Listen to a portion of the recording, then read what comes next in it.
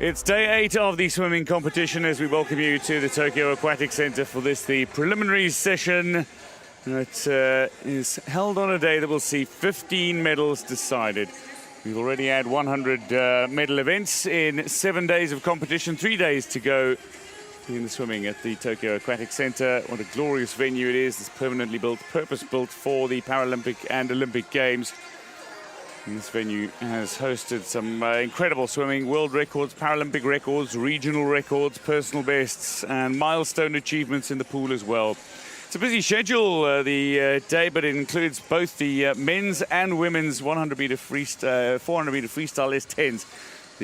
That's going to be a cracking final come final time. Towards the end of the day, we will have the men's and women's 200-meter individual medley in both the SM9 and then the breaststroke SB13, which should see Iarboki really pushed to the max, and one wonders if he is indeed going to fall short of winning a 6th gold in 6 events here in Tokyo.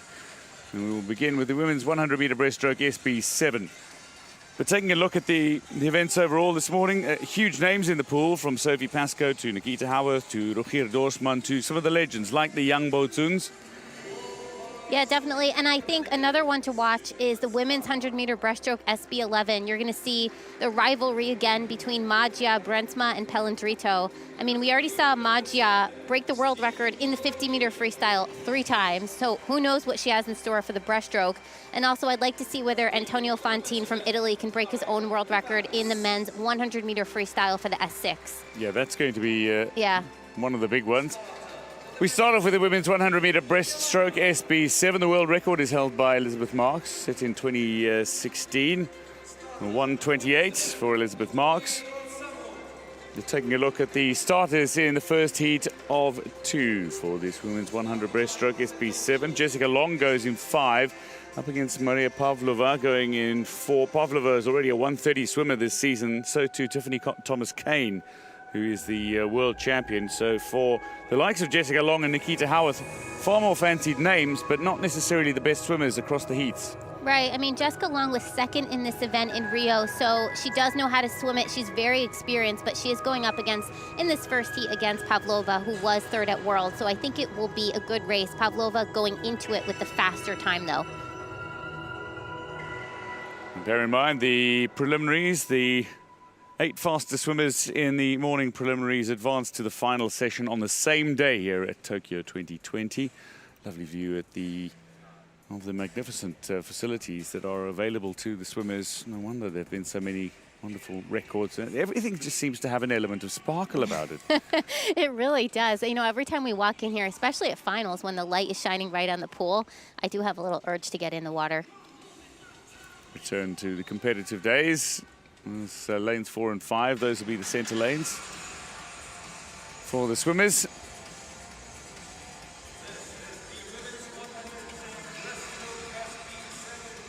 So the SB7 heats and the women's 100-meter breaststroke to get underway. The numbers and the prefixes: SB. S is simply for swimmers who swim in a respective stroke that is not breaststroke or medley. SB is breaststroke events, SM is medley events, and then numbers 1 to 10, of course, represent the severity of the impairment. These are SB7 swimmers. SB10 with the least impairment, SB1 with the greatest impairment. Jessica Long, first thing she does is place the towel down on that starter block. Sumigero, she's just a couple of days away from turning 23, is the psychology student from Mexico. She'll be going in lane 3. But going in lane 4, representing RPC, Maria Pavlova.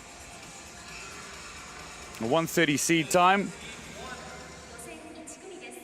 Giselle Natalia Prada of Colombia going in lane 6. Certainly the male Colombian swimmers have been remarkable over the last 2 Paralympic Games. Crispin and Serrano, most notably. Dushkova, Somegero, Pavlova, Long and Prada.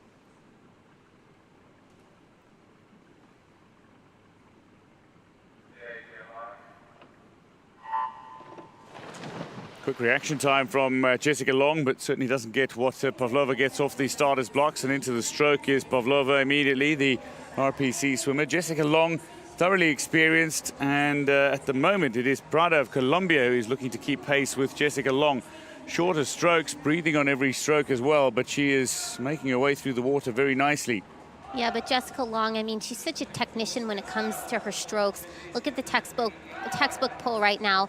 But Pavlova, you know, she does have this kick, and Jessica Long is going to have a hard time keeping up with her, especially as they turn into the second 50, given that it is breaststroke and there's such an emphasis on the kick there. Certainly expending less energy is Pavlova, in the sense that she's a little slower in the pull, and with the kick she allows herself to glide a little more, get through the water, but she doesn't really lose momentum or pace. But quality breaststroke here from Maria Pavlova, who is leading the way, heading up to the 25-meter to go mark. Yeah, Pavlova, she is continuing to look strong, and here, as expected, during the second 50, she's continuing to extend her lead. Jessica Long, though, as always, she is keeping her stroke nice. It's not really getting tight as she approaches the wall at the end. This does look like a very comfortable swim from these swimmers. So bronze in the 200 individual medley for Maria Pavlova. She looks like she is set for a gold medal swim, and she will have at least one big challenger that'll come in heat 2. But in the first heat, she touches ahead of Jessica Long, and third, it looks like it's going to be Somogero of Mexico ahead of the Colombian Prada, who looked strong for the bulk of that. Dushkova touches fifth now. So 1:33.15 for Pavlova.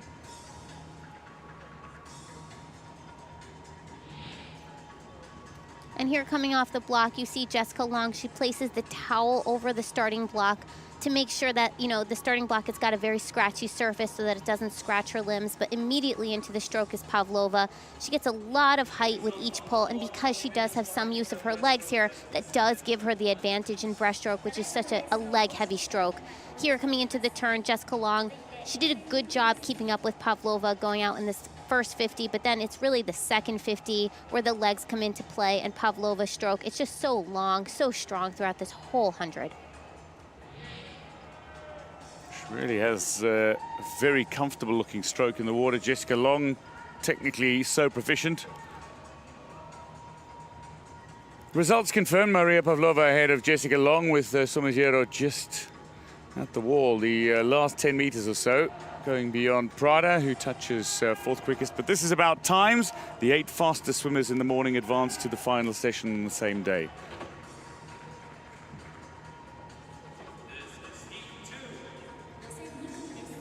To heat 2.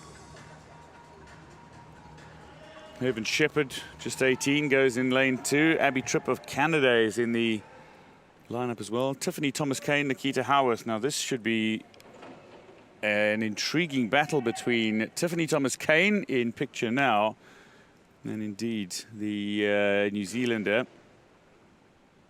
Second fastest in the world is Nikita Howarth this year.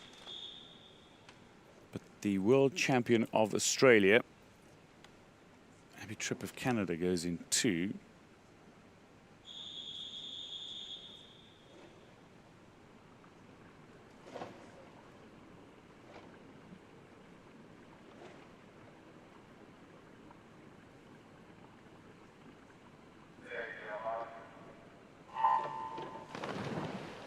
So Tripp of Canada going in 2. And Tripp, she got out to a nice start there, and so did Nikita Howarth. So right in the middle of the pool from Australia is Tiffany Thomas-Kane. Tiffany Thomas-Kane was the gold medalist in the 100-meter breaststroke from Rio, but she did it when she was an SB6. So now she's been classed up by 1. And so, you know, we'll see if she's able to defend that title in this higher classification. And she's got these shorter strokes, but Nikita Howarth, with the arm impairment, is going to have the more dominant kick, and that is going to come into play in this second 50 after they hit the wall here. And Nikita Howarth, she's got incredibly powerful legs. She's also got incredible stamina and endurance. Also a paracyclist for New Zealand. She's represented New Zealand on the track for a couple of years as well. In fact, in between the Rio and Tokyo Paralympic Games. But it is Abby Tripp who is looking to set the pace here early on. Tiffany Thomas-Kane and Nikita Howarth, neither is particularly far away from the Canadian. No, and Tiffany Thomas-Kane, she's been playing catch-up this entire time. It's just a preliminary swim, but you don't want to go too slow. You still want to get yourself in the center lane. And here comes Tiffany Thomas-Kane with this strong finish, showing what an experienced 100 breaststroker she is. But Tripp still holding on. Yeah, Tripp, who has cerebral palsy, which mildly impairs all 4 of her limbs, is looking really good to touch first, just ahead of Tiffany Thomas-Kane, and third is Nikita Howarth. I'm not sure how much we read into the positions they finish in here, but... Right. Yeah, exactly. Sometimes with the preliminary swims where, you know, it doesn't take, there's not as many swims, so less competitive in order to get into finals. It's hard to judge how much energy the swimmers have expended during the preliminary swim. You know, you have to be strategic about it because you don't want to go too slowly and accidentally miss out in a place at finals. It's also helpful to be in one of the center lanes so you can see who's on your left and your right. But, you know, at the same time, it's all about where you finish at finals. Yeah. So it doesn't really matter what you do in prelims. So here they are going into the water, and you can see right now it's Tripp and Howarth who have the best starts right now. They're really able to use their legs and maximize the underwater.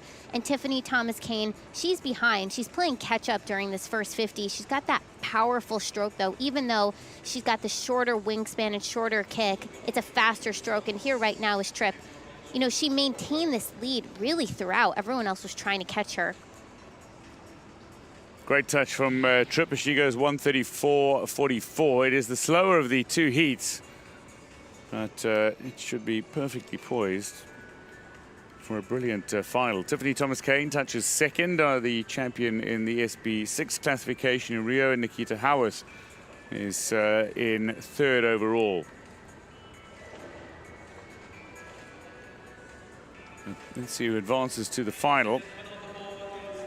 That is going to be a swim. The top 5, any one of those top 5 could go sub 1:33, but Pavlova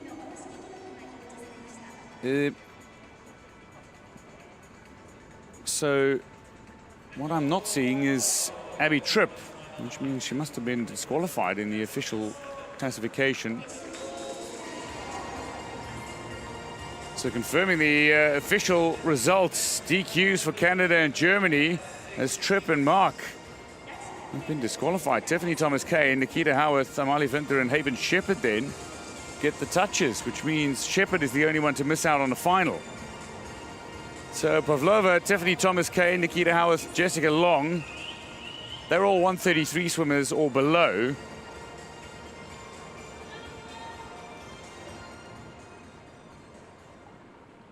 To the men's 100-meter freestyle S6.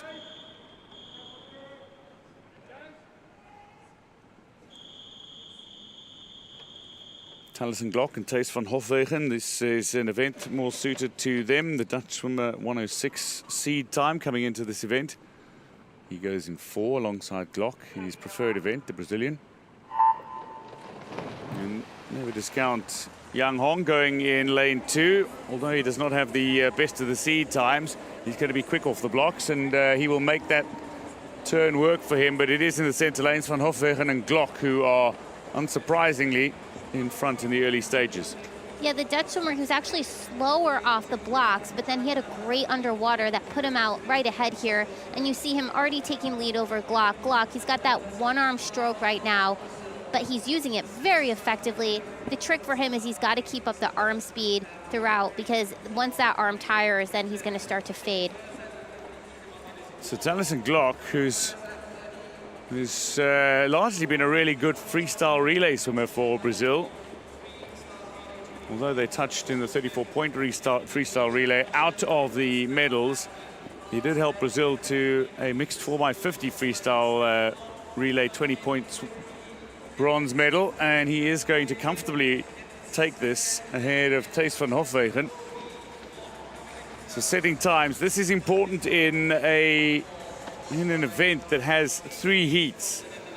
Sometimes you don't see with a number of competitors that they have, you don't see the opportunity to sneak a place into the final unless you're swimming fast. Taliesin Glock, 105.94, that should be good enough to see him into the final. But outside of Van Hofwegen, I don't see too many times that might be around at the end of it. Yeah, and you saw how, how slowly really the starts were here, but coming into the stroke, it was the Dutch swimmer here who went out to the early lead.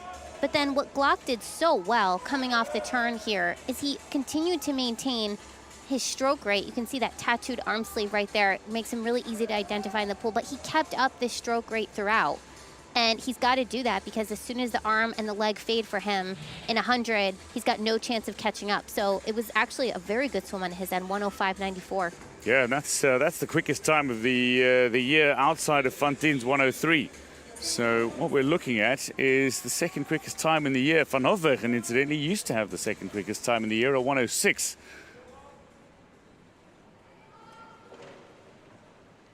So some fast times in the pool already for the swimmers at the Tokyo Aquatic Centres. We move on to Heat 2 of the men's 100 freestyle S6, and Laurent Chardin of France going in 5, but he's up against Nelson Crispin going in 4.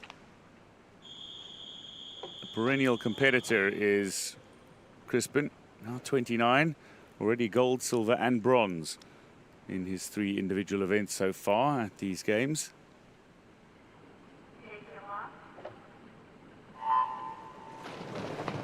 Liam McRae goes for Switzerland in 2. Wang of China, Wang Jing'an goes in 3, and he's off to a superb start as we expected, but Crispin is coming back at him, and so too is Chardin.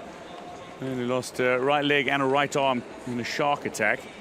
Going in lane 5 now, but Crispin is looking, to sound terrible, crisp.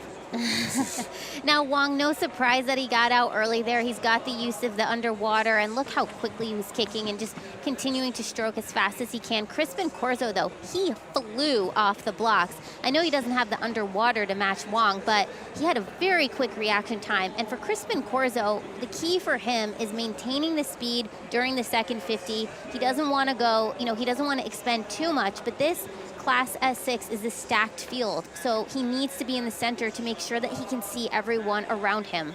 And Crispin is very comfortably going to take this. Chardin is coming back enough to make sure that he will see off Wang for second spot. And it is going to be a very quick finish from Lenski as well, but he's not going to touch in the top 3. Crispin ahead of Chardin with Wang finishing third quickest. And a 106.85. It's the slower of the 2 heats so far. It's still the second fastest time from Crispin as of 1 heat to go.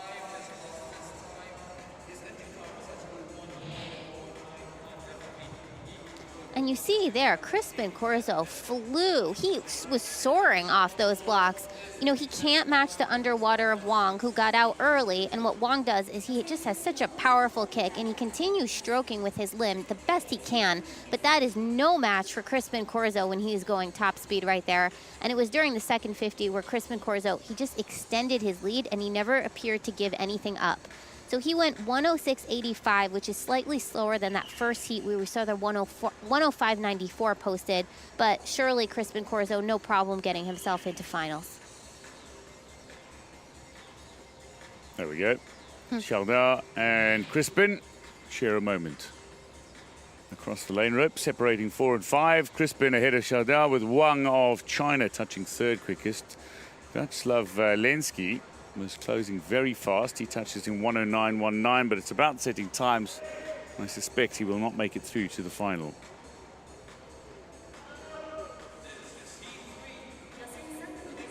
To the third heat of 3, and Antonio Fantin do not look much further than that man going in lane 4, although it would be a disservice to Alexander Komarov to write him off. Chio Hong Wang is again a perennial competitor, and Perez of Cuba is yet another who has impressed in this event previously. But you would have to look at that man, Antonio Fantin, and try to separate his Perez from Cuba. Don't discount Komarov, though. Alexander Komarov, third in the world rankings this year. That is such an incredible start from Jia Hongwang, but we will always expect that from Jia Hongwang. Yeah, definitely. And already Fontaine, he's starting to creep up and just show what a swimmer he is in this 100-meter freestyle. He is the world record holder, so the question, of course, is he going to break his own record? Now he's out pretty quickly, 30.88. He's actually under his world record split at the 50, but it's just preliminary, so you never really know what's going to happen during the second 50. But still going strong is, of course, Jia Hongwang. Superb on the turns is Hongwang, and his start is absolutely impeccable. Again, Komarov is coming back now at Jia, and watch out for the Cuban legend, Lorenzo Perez Escalona, the defending champion. His Rio gold was the first for Cuba in para swimming at the Paralympic Games. So a history maker, but he is going to touch behind, firstly, the Paralympic record of Fontaine, but also Komarov and Jia getting to the wall before the Cuban legend. A 104.16, no doubt about which the fastest of the heats was. The good news for the swimmers in heats 1 and 2 is that nobody came within 3 seconds of Fontaine.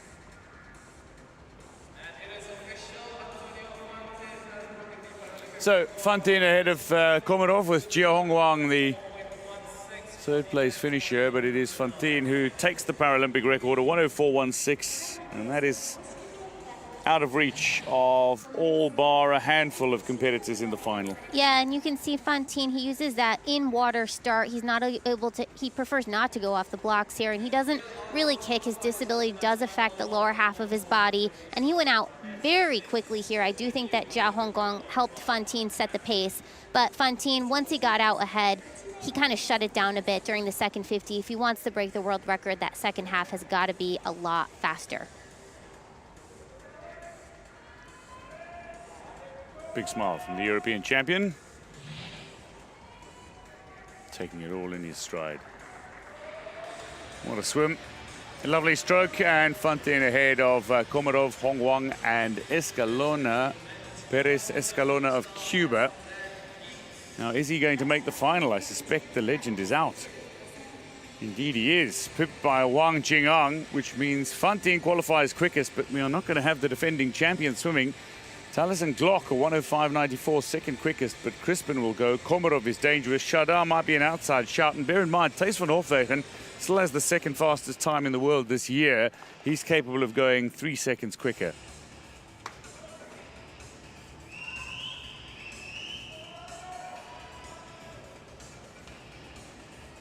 To the men's 400-meter freestyle S10. This is the heats.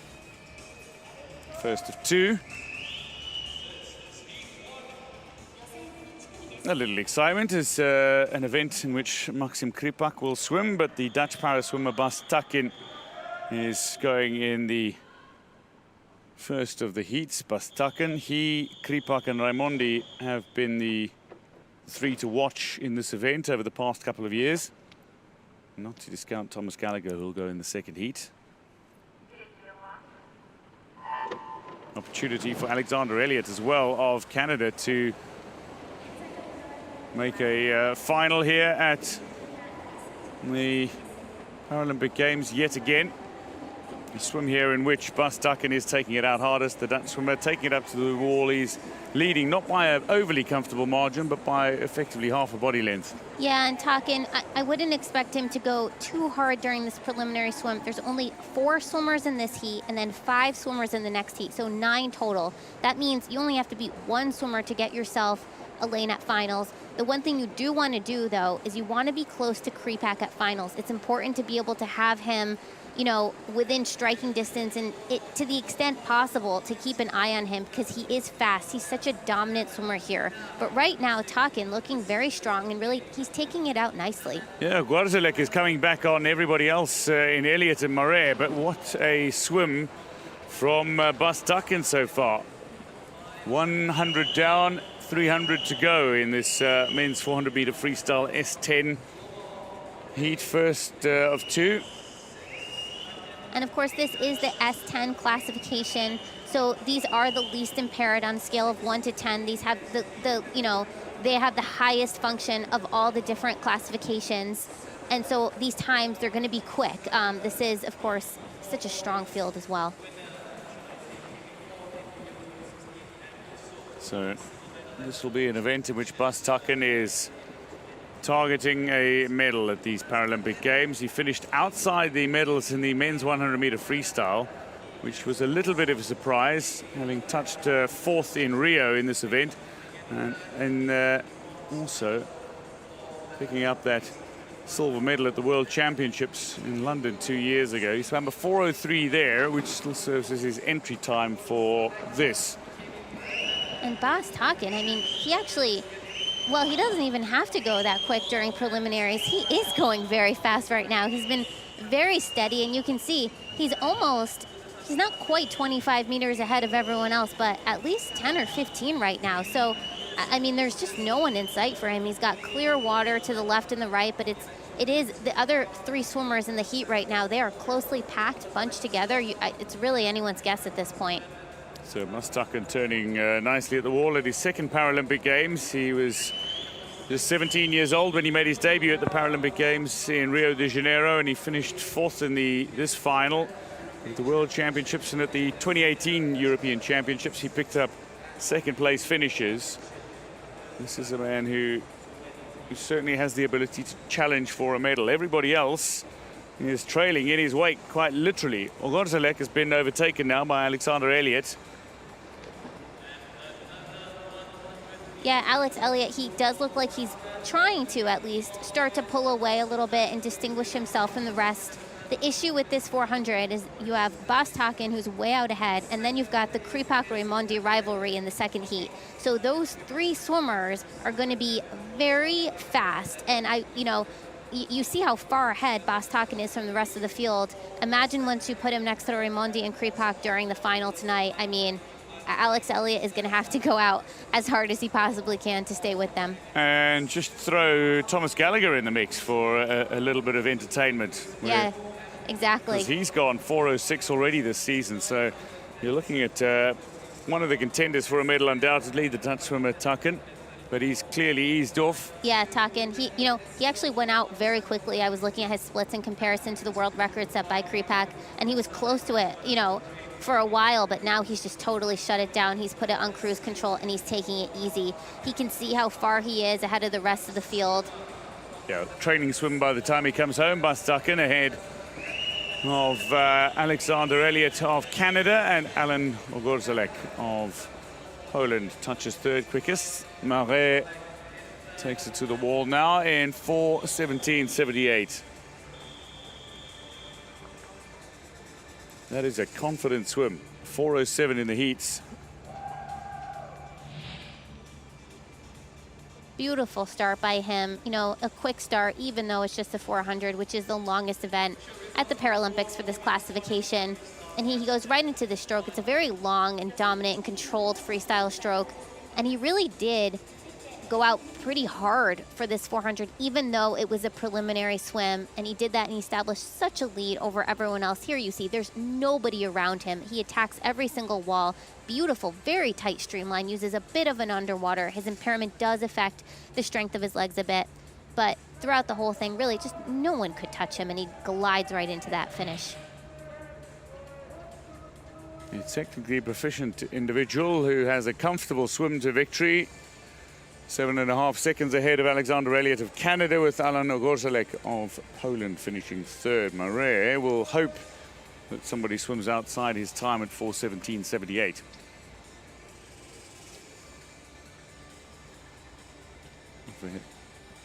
For Marais to make the final, he would need to have one of these swimmers swim slower than his 4:17.78. But Wasinski, though, has the seed time of 4:17.99. But the man to watch is the man in your screen right now, Maxim Kripak. He is not only the favorite for the victory here. Kripak is also the world record holder. He's got the entire list, really. He's the dominant swimmer, the 26-year-old Ukrainian, who's already twice picked up gold here to go with the 5 gold medals he picked up in Rio. one of them came in picking up the freestyle treble in Rio.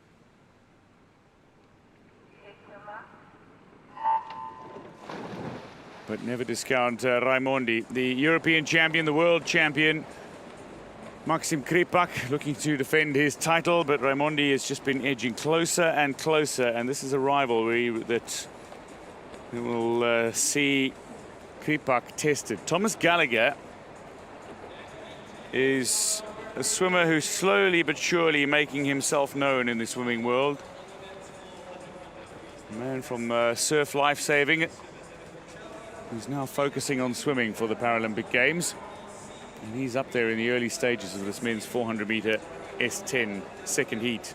Now, Kripak, he's definitely going to want to take it easy, if possible, during this preliminary swim, but at the same time, beat everyone else. We know how much he hates to lose, so even just the idea of Gallagher out-touching him during the preliminaries probably wouldn't sit very well with him. And already you can see he's got that long and very clean stroke. But, you know, he also very likely saw Boss Hawkins' time from that first heat, and so he's not going to want to be too far behind that or anything. You know, he's going to want to try and beat it if he can, but it's hard without Boss Hawkins in the pool. But right now, Gallagher is trying to hang in there with him, and Raimondi has faded to third. So Raimondi, one wonders how fatigue is going to start setting in for some of these swimmers who've been used across. I mean, Raimondi's into his 6th event already. And this is just 8th day of competition. There is some heavy scheduling for a few of the swimmers who, over the course of a few days, might not have too many events, and then suddenly it's into the busyness. He's picked up bronze in the 100 free.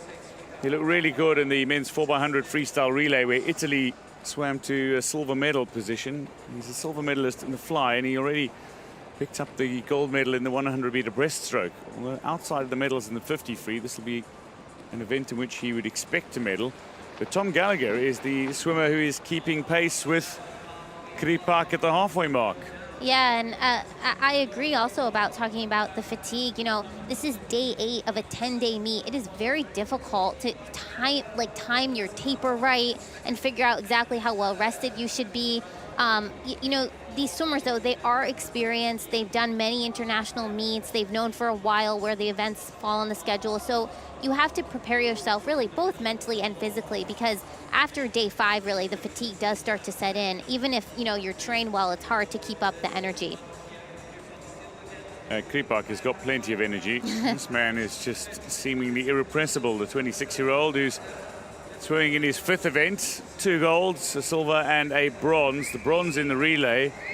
The fury of Kripak unleashed on the touchpad at the end of that after he crashed into the wall. Gallagher here is putting some real pressure on Kripak. He does not like swimmers around him. No, but right now going into this, even if it's not this 50 right here during the second 50, Kripak is just going to, I think, unload on him and, you know, come in straight for the 50. He is not going to want to be out-touched in the 400, even though at this point I would say he looks like he's just going for like a nice dip in the pool at this point. You know, he's really shut it down. He's being consistent, not wasting too much. Gallagher, though, he is working harder to keep up with Kripak where he can. That's undoubtedly the case, but Gallagher is relatively mature. But this is a man who only recently turned his attention to swimming in the pool, it must be noted.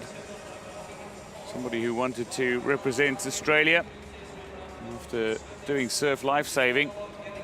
Ended up focusing his attention on the pool, qualifying for the Paralympic Games, and now finds himself swimming against the world champion, the European champion, the world record holder, and the defending champion of the Paralympic Games, and keeping pace with him.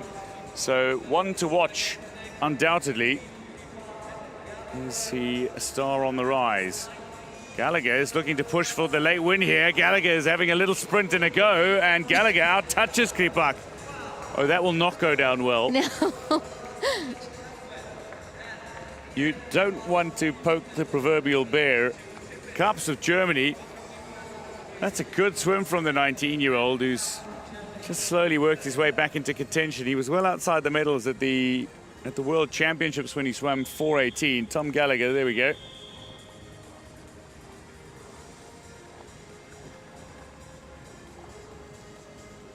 Sometimes the mind games and the mental positives and negatives. Kripak is more worried about touching first in the final, but he does not like to be beaten anywhere. No, I'm actually a little surprised by Kripak there. I thought he was going to at least turn on his legs a little bit during that second 25 of the last 50 in this 400, but he didn't. He was leading this whole way, and Tom Gallagher, I mean, to his credit, he did keep Kripak within striking distance the whole time so that he could make his move during the last 50. Both of them, though, they were really tight this whole race, but Kripak, you know, he really was on cruise control during this time. You see Gallagher, he's got the faster stroke right here as he comes right by Kripak at the end to touch first in this 400. Both of them 4:15s, though, a pretty slow heat. Bostocken had gone 4:07 during that earlier heat, so he's the one to beat heading into tonight's final, but Kripak's definitely going to have something to say about that. Yeah, it was Raimondi who was the big surprise for me. 4:26 for Raimondi. Maybe it is the fatigue setting in for the Italian. Cups of Germany finishing third, but Gallagher ahead of Kripak.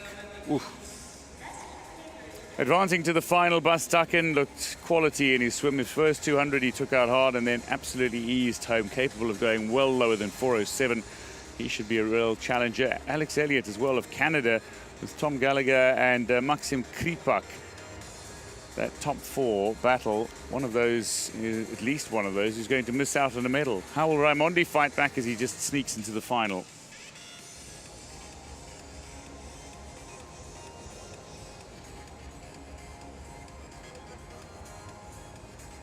To the men's 100-meter breaststroke, SB11 now. This for swimmers with severe visual impairment. And we have got a multiple Paralympic Games champion in Roger Dorsman going in lane 4. Edgaras Matakas is a very strong breaststroker. The world record holder will go in the second heat. Yang Bo-Tsung, 1:10.08. He's gone 1:10 high this season. 1:11 low is Dorsman's best.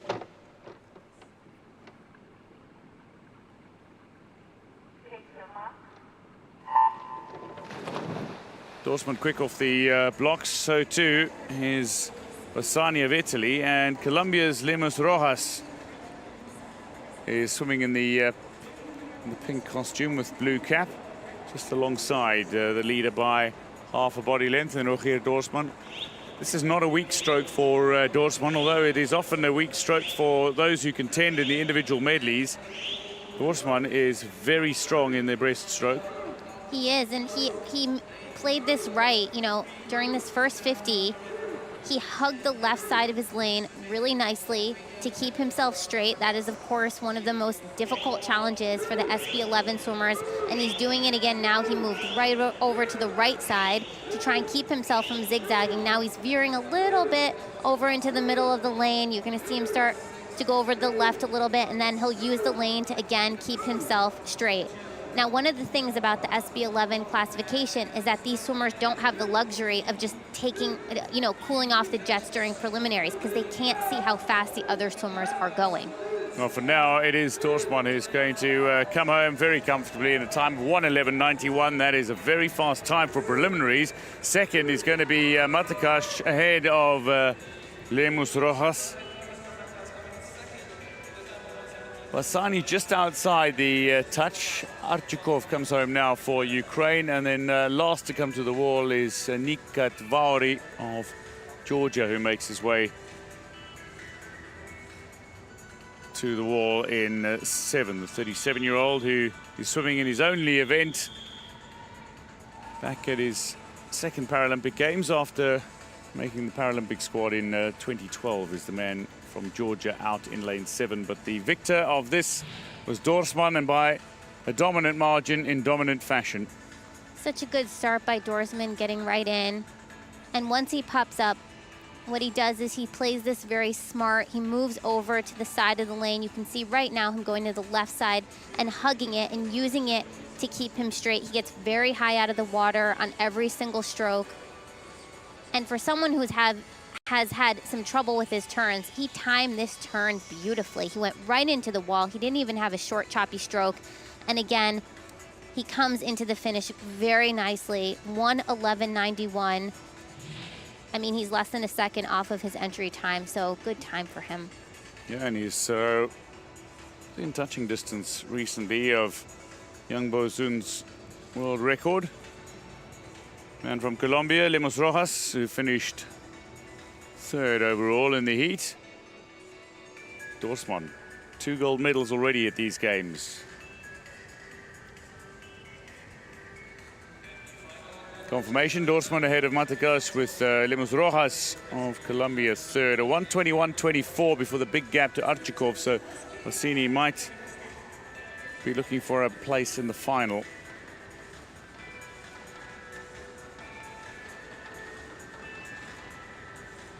Here's the start list for the second heat of 2 in the men's 100-meter breaststroke SB11. Yang Bozun is the world record holder. He goes in lane 5, but take nothing away from Kimura Keiichi. Although he finished outside the medals in the individual medley, breaststroke is one of his strongest, and he was silver medalist in London. But Yang Bozun, another one of the genuine veterans of para-swimming, and incredibly one of the great inspirations of para-swimmers in China.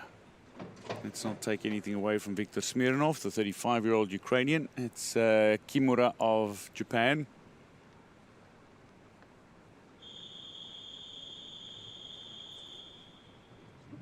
And then closest to your screen is the 57-year-old Czech competitor, Smirta. Triana Smirnov, Yang Kimura, Drag Smirta. Quality start from Yang Bozun, but the underwater is phenomenal from Kimura Keiichi. The two of them, as they get into their stroke, it's set to be a battle between them. And just zagging into the lane rope there was Smirnov. Yeah, but if you look at Yang and Kimura, Yang, he's got that much longer, much more deliberate stroke every single time. He's clearly just a very experienced 100-meter breaststroke swimmer. A little short on the wall right there. But then Yang, he uses this underwater. He's so powerful. Kimura, excellent underwater, though, on his end. Now, Kimura's stroke is a little bit faster, but Kimura's going into the lane line here, so he needs to use it to correct himself and keep himself straight. If he starts to veer and go diagonal too much, he's not going to be able to keep up with Yang during tonight's finals. Well, Yang, a 5-time Paralympic Games gold medalist coming into these games, a man with over 15 Paralympic Games medals already. The world record holder in this event and 2-time defending champion. He's going for the three-peat in this event, and there's no sign here that he's not going to be able to achieve it as he comes to the wall ahead of Kimura. But great Asian domination in the pool here as Yang touches ahead of Kimura with Smirnov, 3rd quickest in a 1:17. So the slower of the heats, Dorsman is going to throw his name into the hat for top spot, but Yang will be going for nothing short of defending his title.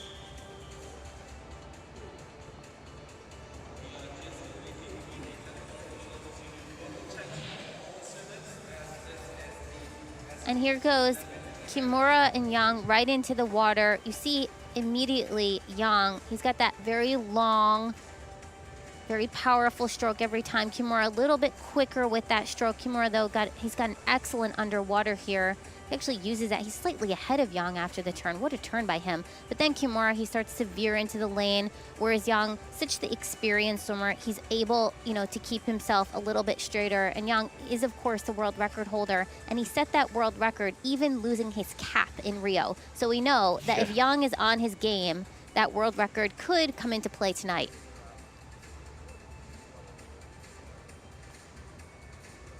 Officials just inspecting the blackened goggles. All swimmers, although some in the class are completely blind, all swimmers are expected to swim with blackened goggles in the S11 classifications. Yang Bozun ahead of Kimura Keiichi. Smirnov 3rd quickest overall, 1:17.57. That'll see him into the final.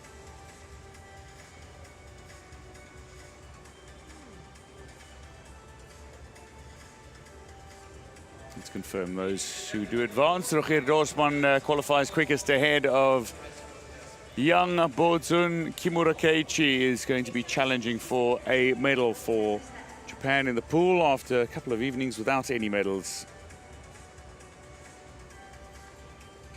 There is the Paralympic mascot, Sumeti, with a baby Sumeti and a fluffy heart, it seems. To the heats of the women's 100-meter breaststroke SB11. First heat, 5 swimmers, and you can stop bouncing out of your chair now when you see Ma Jia. I get excited when I think a world record could come into play, and you know, just the rivalry between Ma Jia, Pelendrito, Tsaili Wan, Brunsma. I mean, it's something for the history books here. Just the drama surrounding the 50-meter freestyle. You never know when that's going to play out again. And indeed, the world record holder in the 50-meter breaststroke as well is Ma Jia, although not the Paralympic record. I suspect, however, Zhang Xiaodong's record is going to be going sometime soon.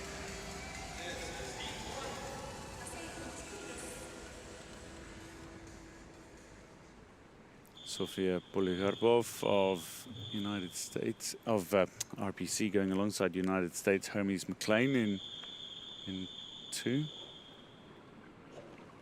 Rabolini of Italy in 6. Yana Brezhna of Ukraine in 5. But Ma Jia, the world record holder, in 4. So this women's 100-meter breaststroke SB11, it's been dominated by the Chinese swimmer Ma Jia in recent times, and less than incredibly, I suppose, the reigning world champion, the world record holder, is also the fastest time of the year. She competed at the Berlin World Cup in June, and what did she do? Posted the fastest time of the year in winning. So Ma Jia is certainly going to be the favorite, but it's about navigating the heats first, securing a place in the final. But she's the kind of swimmer who, even though she sometimes goes into the lane rope, is able to recover and still post incredibly quick times. That's how dominant she's been. Yeah, I mean, Ma Jia, she's a fast preliminary swimmer. We talked about with the prior event how these SB11 swimmers, because they can't see the field around them, they do tend to go quick during preliminaries. They don't do the, I'm just going to go out for a morning swim and then try and shut it down. Ma Jia, she was actually ahead of her world record pace at the 50. Sometimes she has a tendency to really slow down during the second 50 during preliminaries. You never know. And she actually veered a lot to the right there in the second 50. But now she used the lane rope to correct herself and keep herself straight. Well, Ma Jia looking for a 3rd gold medal in 3 events here. She's got 2 to go. This is the penultimate one, and the world record holder is going to come home here in a roundabout world record time. Is she going to touch below her world record? Just outside. So Ma Jia is looking very good. Brezhna will touch 2nd, with Polikarpova touching 3rd overall. It was Rabolini 4th at the wall, 1:32.02, 1300ths of a second slower than Polikarpova, who finished 3rd. Hermes McLean will come home now, but Ma Jia, real dominance in the pool. 2 events, 2 gold medals is her record so far.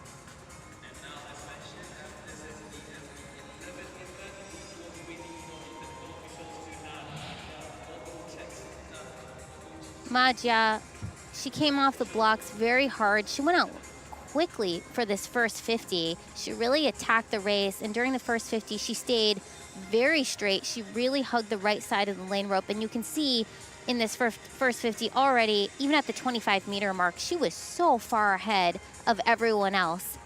Then during the second 50, here coming back up, she comes right up to the water. During the second 50, she started veering a little bit, and she actually did a diagonal at one point, and that probably cost her the world record, but that second 50 for her was a little bit slow. As we noted, she does tend to, she can sometimes, she goes out a little fast and she has trouble during the second 50, and she did here. So if she tightens that up, she'll definitely set the world record tonight. So Ma Jia, very much the talk of the town, but Yana Brezhna of Ukraine from Kharkiv, she was 2nd, bear in mind, in the 100 breaststroke in London 9 years ago. She goes in search of perhaps another medal in the event. Magia, though, imperious.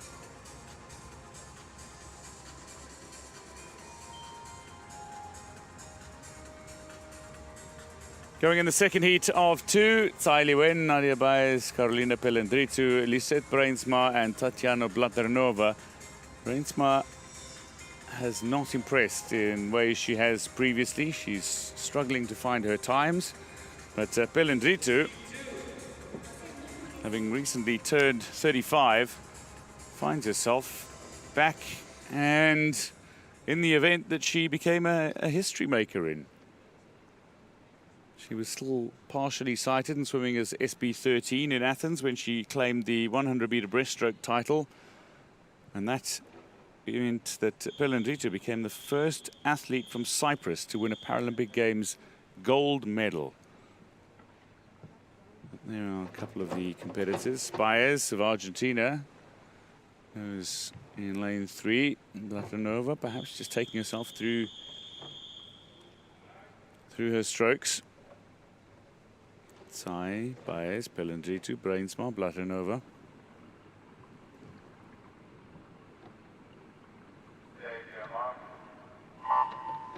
Bruinsma and Pelendritu are generally very good off the blocks as well. In the 100, that counts for so much. Tsai Wen is generally good off the start too, and it's an okay start for her, but certainly not Tsai Wen's most explosive start.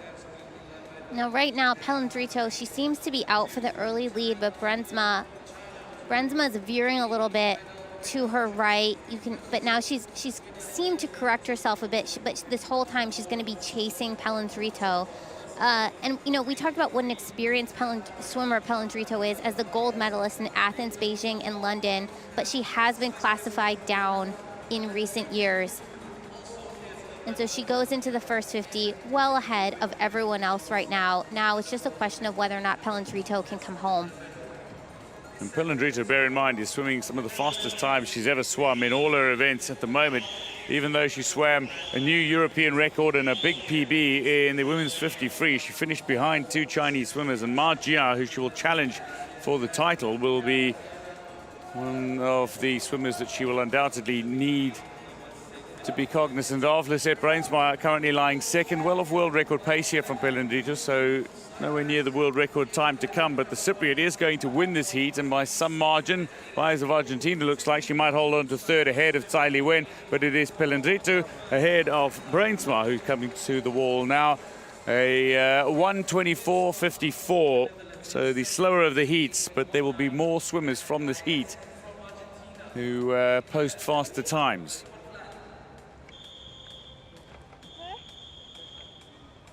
Pelendritu will take it. Lives and trains in Athens now, in Greece.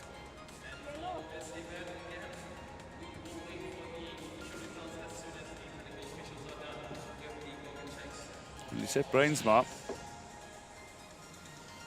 Now Pelendritu, she's got a great start, and so does Bruinsma. And we know that Pelendritu has that early speed, given how strong she was in the 50-meter freestyle.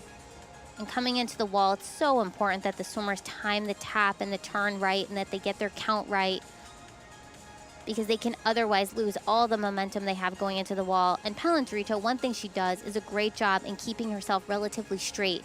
She did start to veer and go into the lane line right at the end, really in the last 10 or 15 meters, but then she hugged it and used it to keep her straight the rest of the way. So she'll be going into the finals, 1:24.34, actually behind Ma Jia. But it will, of course, be a great matchup between the two of them once again. Yes, those two will go center lane action. Pelendritu will be in 5, and Ma Jia will be in 4. Results of the women's 100-meter breaststroke SB11. Karolina Pelendritu of Cyprus, 1:24.54, as she claims the victory ahead of Lisette Bruinsma, with Nadia Baez of Argentina third quickest. Tsai Wen, a 1:32.02. Advancing to the final, Tsai Wen does manage to make the final ahead of Polikarpova and Rabolini, who sneak in as well. Ma Jia, quickest to qualify, the world record holder and world champion, going up against the European best in Karolina Pelendritu. Bruinsma, third quickest, and Berezhna, a former silver medalist, will go for Ukraine from lane 6.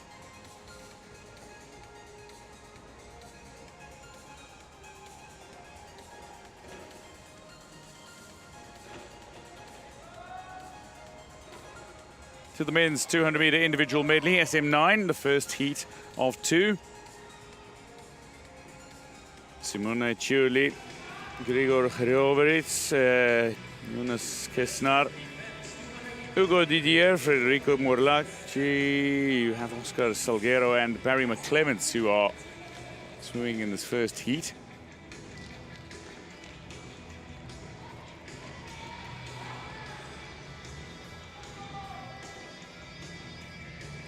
Matthew Crowdry, the Paralympic record holder, the world record holder still from his victory in 2008 in Beijing at the Bird's Nest. There is one of the young men to look out for in the years ahead, and certainly I wonder what he's going to be doing at Paris 2024 as a 22-year-old, but the man who finished second in the 400 free, just outside the medals in the 100 backstroke, is the man from Toulouse, Hugo Didier. And Federico Morlacchi is the reigning Paralympic champion, 2-time world champion. It hasn't picked up a gold since Dublin 2018 at the European Championships. Didier, however, is the up-and-coming individual who triumphed at Madeira.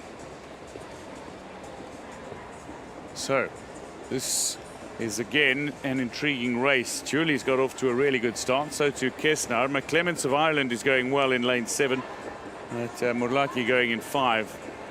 Yeah, I'd say Morlacchi is really one to watch out for here. He is the gold medalist from Rio. Didier is an up-and-coming swimmer. Didier very strong in the backstroke, and we also know he's going to really shoot out during, he's going to try and come back up really during the freestyle.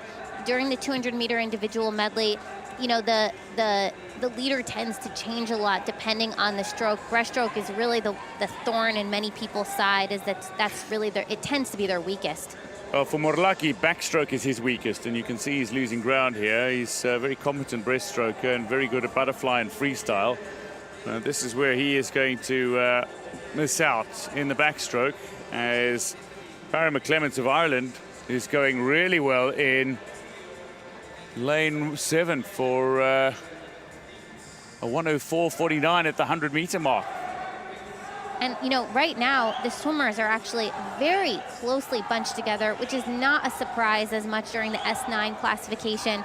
This field is stacked, and it's gotten so strong in recent years. I'm actually surprised that Matt Cowdery's world record from 2008 has still stood the test of time.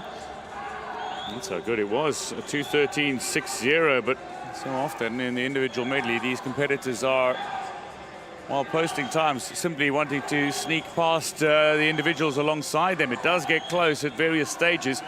Morlacchi is a competent breaststroker, but Didier is an excellent breaststroker and makes up the ground. Salguero has got himself into contention as well after a really good breaststroke, as Barry McClements loses out so quick over the opening 100. But here is a little sprint on for these two at the front.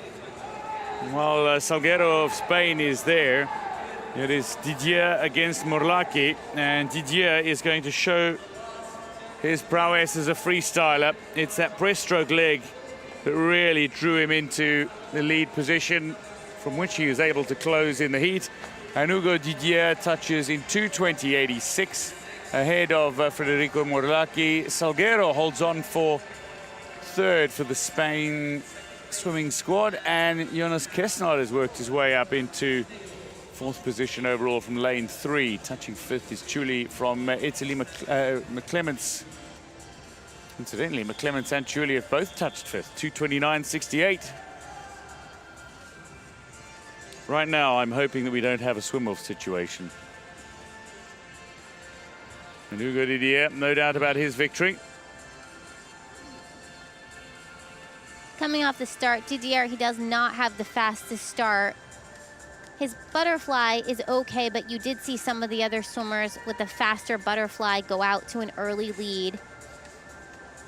And Didier just had to hang with them. And then coming into the backstroke is where swimmers like Morlacchi and Didier, also a good backstroker, that's where they really made their move. But this is where Didier started to shine. It was really in the breaststroke, which, as we noted, can be such a weakness for some of the swimmers. And then he came home strong in the freestyle.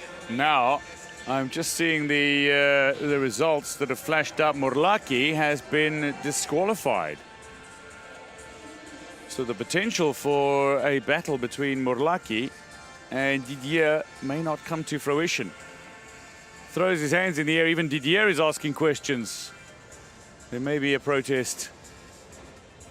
But as it stands, Hugo Didier victorious, ahead of Oscar Salguero with Jonas Kestner third and Ciulli fourth. Federico Murlacchi of Italy has been disqualified.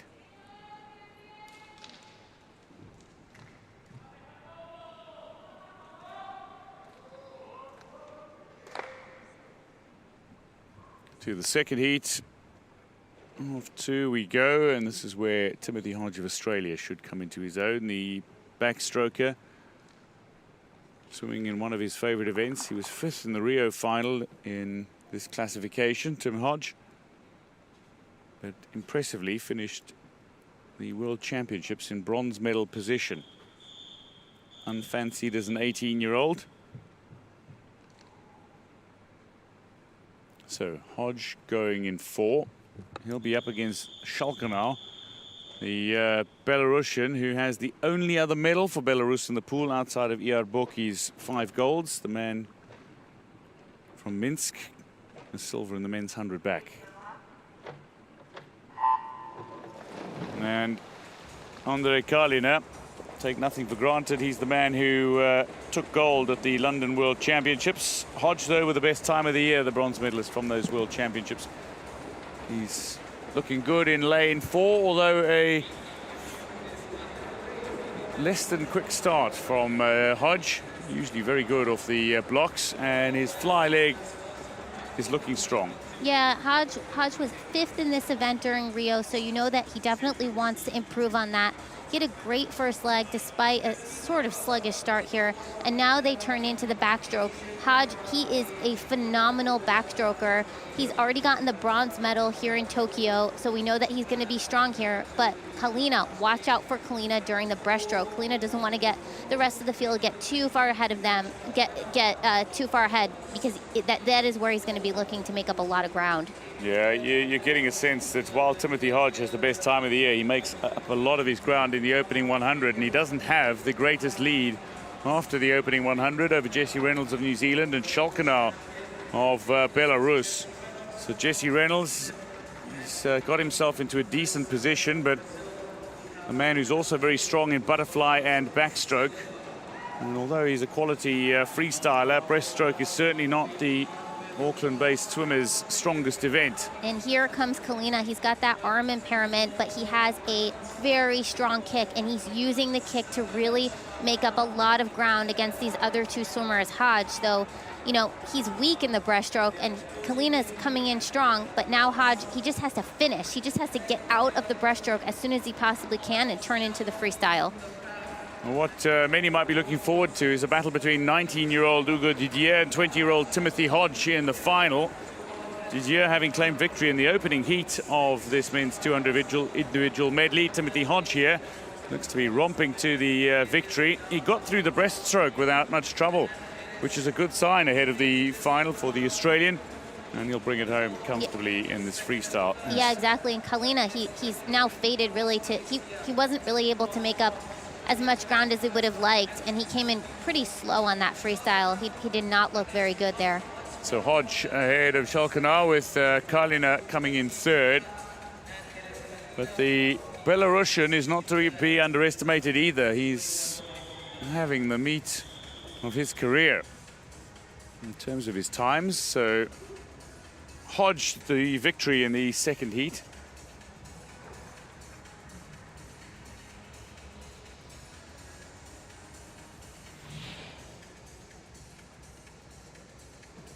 How it started. Now this heat was significantly faster than the first heat, and you see Hodge there in that backstroke right there. Hodge, he's a great backstroker, and he was way out ahead as he finished the backstroke leg and went into the breaststroke. And at this point, there's Kalina turning into the breaststroke. He was just too behind to make up so much. Kalina, he's got such a strong breaststroke. And he gets so high out of the water, and because he has a leg impairment, he relies on his legs so much, and he has a great kick. But Hodge, once he turned in the freestyle, he just shut it down for everyone else. And he went 2:20, and both Hodge and Shalkanau had faster preliminary swims than Didier. And then the absence of Morlachi is going to make this a very interesting final tonight. I can tell you as well that there's going to be an absence here because Jacopo Garrido of Spain has been disqualified as well. So in the second heat, Jacopo Garrido watching on. It sees Timothy Hodge finish ahead of Schalkenau with Kalina and Reynolds. Those times comfortably into the final. So through to the final, Hodge, Schalkenau, Didier, Kalina, Salguero, Kestner, Reynolds and Yamada of Japan. Last to sneak in ahead of Chuli and McClements. To the women's 200-meter individual medley SM9 heats. Now Jessie Reynolds of New Zealand went in the men's. There'll be another New Zealander going in the women's. The world record holder Sophie Pascoe will go in the third and final heat. But the first heat, Sofia Konkoli is not going to be too far away from being considered among the favorites.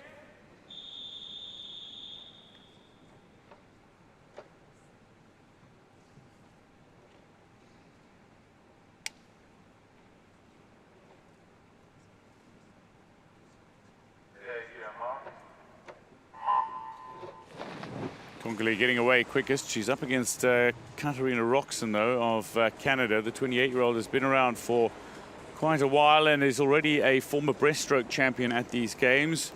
You can expect her to make a big difference in the breaststroke leg. But in the individual medleys, while she has often been a competitor in the medley relays for Canada, in the individual medley, she's not finished higher than 7th at her previous appearances at the Paralympic Games, and that goes back to Beijing.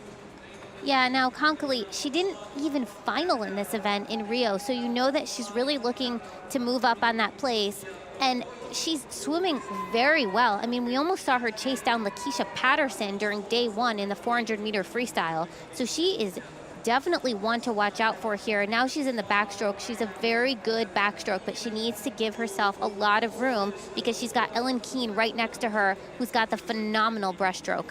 Yeah, Ellen Keane is in a class of her own at the moment when it comes to the breaststroke, as good as Roxon is.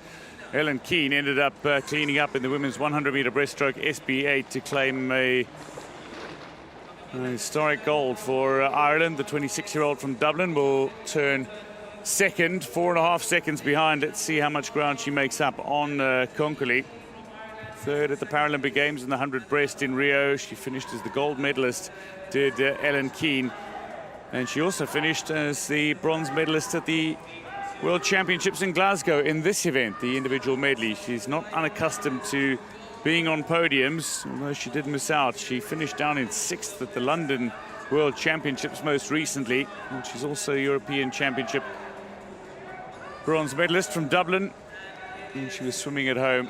She's made up some ground, but not quite enough to challenge Konkoli here. Roxon, though, has got herself up into 3rd ahead of Kliachkina of RPC. Supio of France fading in this breaststroke. Right, and Konkoli, you know, to her credit, even though Ellen Keane is such a good breaststroker, she didn't give as much as, you know, she otherwise could have. And now you see Konkoli, we know that she can come home as we saw her. She's got that closing speed and she's as strong. She's got endurance to finish the 200 IM. And the freestyle right now looks good for her. So Sofia Konkoli of Hungary is going to streak to the win in this heat. Strong freestyler. She's going to bring it home. A butterfly Paralympic Games medalist previously. Before her 400-meter freestyle silver medal here. Sofia Konkoli ahead of Ellen Keane of Ireland. Roxon touches in 3rd. Making her way home now, Kliachkina of RPC and Supio of France. A 2:55.56. But Konkoli, 2:35.16 for Sofia Konkoli. A little of her seed time, but in the heats, not to worry about that. Simply about advancing. Yeah, and Conkley, she actually wasn't that far off her seed time, which shows you just what a great preliminary swim this was and how competitive this classification is. That means these swimmers, they need to be on their time to give themselves a good place, and if they want to be in a center lane. Conkley keeping that head very straight during this backstroke leg. Ellen Keane, though, it's all about Ellen Keane during the breaststroke. She really used it as much as she could. She just didn't have enough room to make it up on Conkley, who came home strong in the freestyle.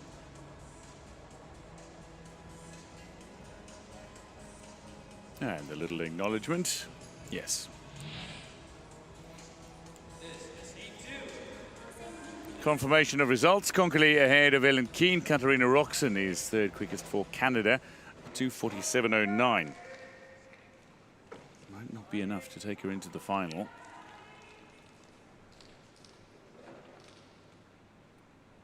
Twelve competitors still to go in the women's 200 individual medley SM9 heats. 6 of them go here against one another. 2 Spaniards in the center lanes, and both are quick in their main events. Nuria Marques Soto up against Sarai Gascon. Sarai Gascon, a silver medalist in the women's 100-meter freestyle, and far more experienced than Nuria Marques Soto, picked up silver in the 100 backstroke, but a good swim in the final in Rio from Marques Soto. She finished just outside the medals, and she is the world champion from 2017 and 2019. How dominant is she expected to be in this event? We wait to see. Yeah, now Marques Soto, she just finished the fly. It was a good fly for her, but now she's in the backstroke. And backstroke, she's a beautiful backstroker. I think this is, if there's any leg for her that would be the best, it's definitely this one. And she needs to use the backstroke as much as she possibly can to put herself in a strong position for the breaststroke, which is her weakest leg of this IM. Now, the only returning medalist in this entire field from the SM9 classification is Sarai Gascon. So, you know, she was on the medal stand for Rio. Sophie Pascoe is, of course, the gold medalist, but she did it in a different classification. She's been subsequently reclassified. So, you know, you do get a really a major change in the mix-up of swimmers who are participating in this event here in Tokyo. So silver in Rio, silver at the most recent World Championships as well for Gascon, behind Marques Soto. Into the breaststroke leg we go, and the reigning world champion is well out in front, not showing any signs of letting up, and she'll bring it home comfortably. It's Daniela Jimenez of Argentina who is looking next best for now, currently in second place, but those breaststroke strokes are getting shorter and choppier for the Argentine. She's battling through this leg. She just missed out on the 100-meter breaststroke medal as she faded in the closing stages, but she's picked up a second wind of sorts and hopes to touch and go here. She was the first alternate for the final in Rio. And she missed out on qualification automatically, hoping to change that here.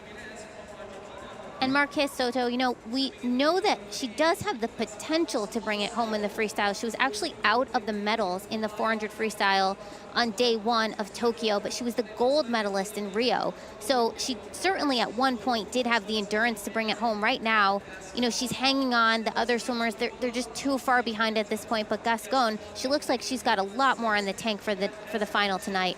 I have no doubt of that. Jimenez will touch second, with Gascon touching third. Marques Soto does touch the reigning world champion, ahead of the Spanish-speaking pair, her compatriot Gascon of Spain and Jimenez of Argentina. Nuria Marques Soto.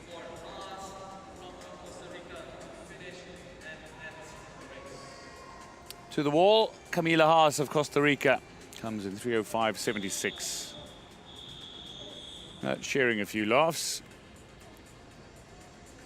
Nuria Marques, 2:38.78. Nothing to really complain about there for Marques Soto. It was a solid swim for preliminary. She had a great fly going out. You see what a strong flyer she is. A very relaxed stroke, very even. and she maintains the stroke rate throughout. She doesn't really appear to fade at all. Then she gets into the backstroke. Backstroke, I mean, I just have excellent things to say about her backstroke. The head is so straight, the water entry so clean. Breaststroke was her weakest, but then she came home strong in the free. The 22-year-old with the victory then. 1:11.78 going out after the fly and back. That is quick, but she came home just 2 seconds ahead of Daniela Jimenez, who showed some fight in the breaststroke. Sarai Gascon, an excellent freestyler. Natalie Sims, too, finishes 4th.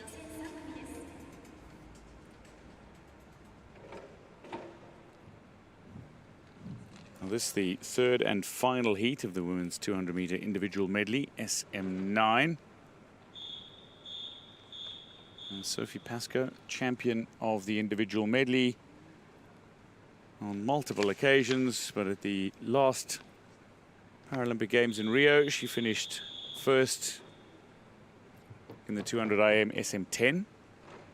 In London, she did the same, and in Beijing was a gold medalist. Now, in a new classification, she goes in 4. So Summer Schmidt of the United States will go alongside Pascoe on her right. And Chu Jialing will go alongside Pascoe on her left as they head out. Hannah Aspden, though, is in good form. And Hannah Aspden might be the greatest challenge here from this heat, despite the fact that this is not her strongest event. She's good at backstroke and at breaststroke and at freestyle. So if she puts in a decent fly stroke, which it seems she has, she's got a chance of posting a really good time. Yeah, she does. Now, if Sophie Pascoe swims her times, she should have absolutely no problem cleaning this event up. There shouldn't be another swimmer in the field who should really be able to touch her. And right now, you just see the dominance of what is Sophie Pascoe. She's going straight down the black line. Head is not moving at all. Clean water entry. I mean, if you want a picture of how to swim backstroke, Sophie Pascoe is doing it for you right now. Hannah Aspden, she's got a great backstroke. You see her moving up a little bit, but at this point, Sophie Pascoe is too far ahead of her for Hannah Aspden to use the backstroke to really gain on Pascoe. So Sophie Pascoe into the breaststroke now. She finished silver medal position in the women's 100-meter breaststroke, and it was really only in the last few meters that she started to fade.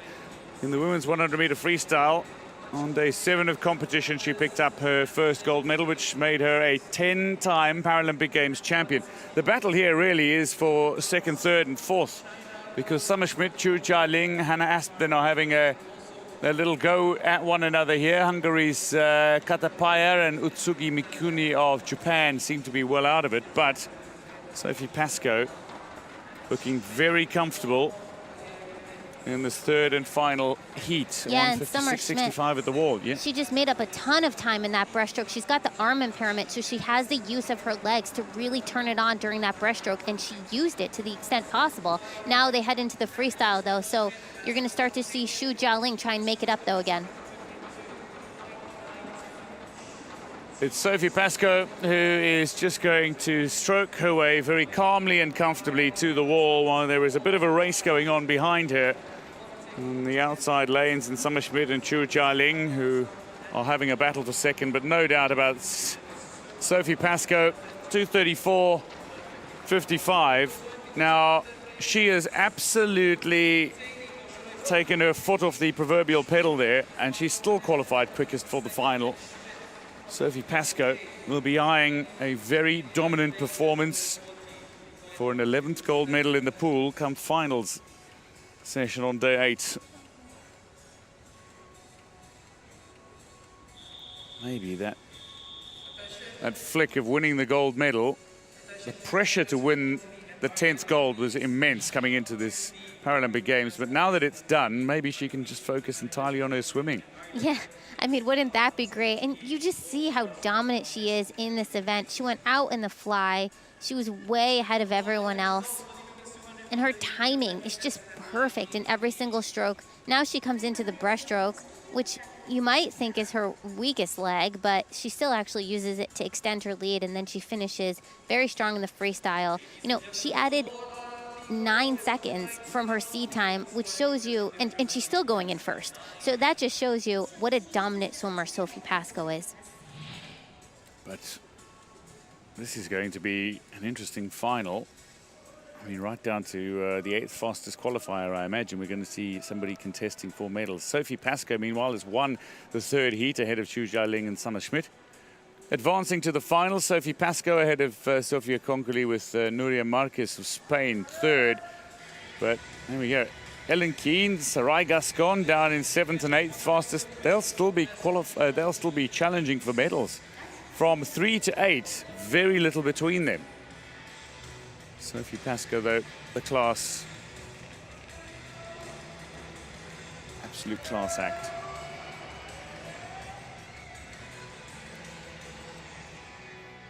To the men's 100-meter breaststroke, SB13 we go, and this is an event which many are hoping to see Iarboki challenged. He will go in the 2nd heat,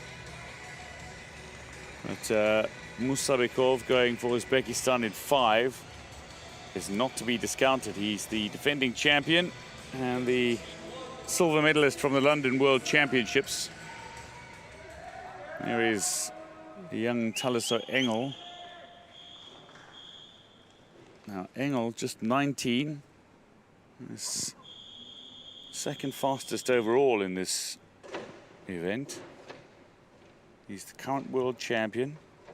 He took the European gold in Madeira as well, did Engel. And his best time of the year, nobody has beaten.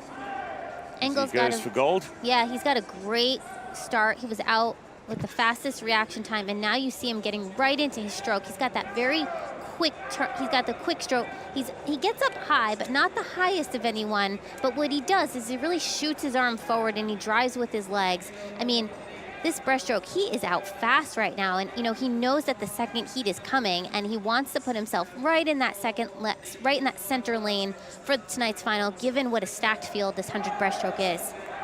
European champion and world champion in the SB13 classification is Taliso Engel. He swam a 104 to win the European Championships. He swam 105 to win the World Championships.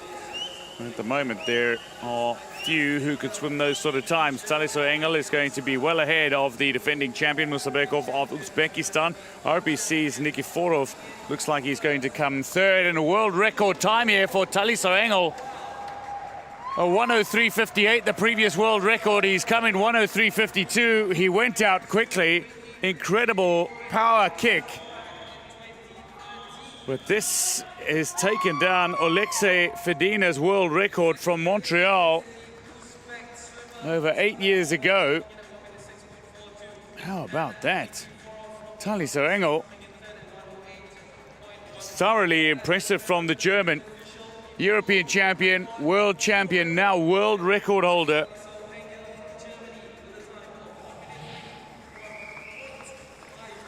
Wow, I mean, he sprung off the blocks here, very quick off the start, and then he really attacked this first 50. It's so important to get out fast during the first 50 of the 100-meter breaststroke, especially during, you know, in a field that's so tight like this, because he knows what's coming with David Abrams and Ihar Boki during the 2nd heat. Look at that underwater, and he comes into the 2nd 50. He doesn't slow down at all as he powers his way to the finish in 103.52. I mean, he took off 6 100ths from the world record, but that world record has stood since 2013. So I think Engel decided it was time for it to go. Wow. Taliso Engel, 105 in the Worlds, a 104 at the European Championships, and the Paralympic Games, a 103.52 world record in the heats, ahead of the defending champion of Uzbekistan, Ferdavsbek Musabekov, as Maxim Nikiforov finishes 3rd. Now, a man who we felt could challenge the world record is David Abrams, who goes in 4th for the United States.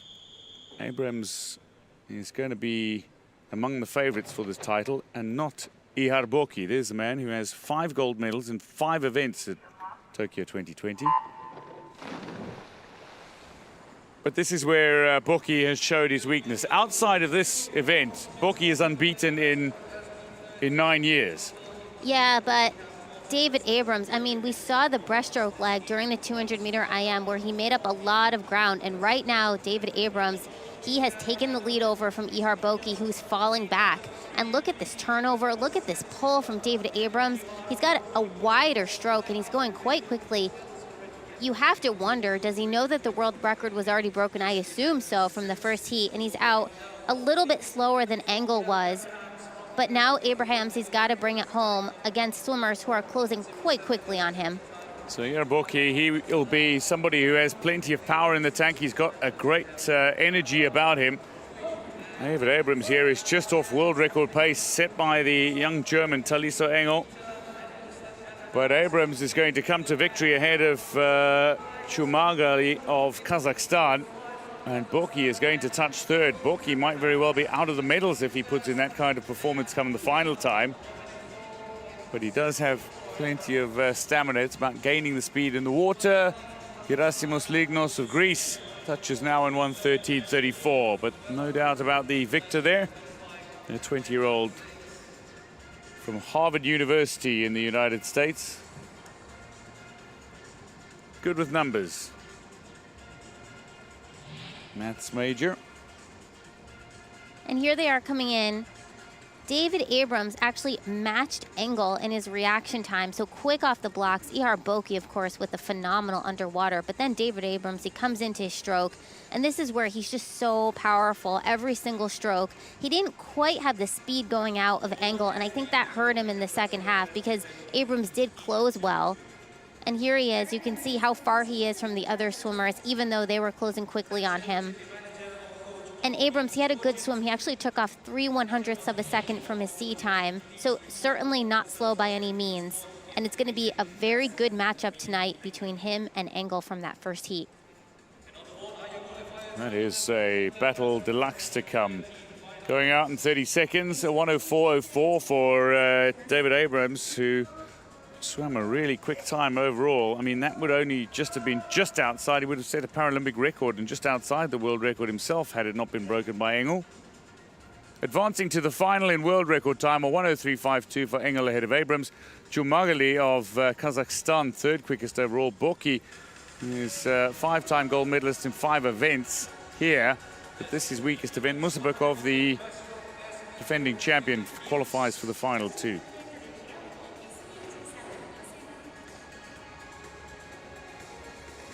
Women's 100-meter breaststroke, SB13.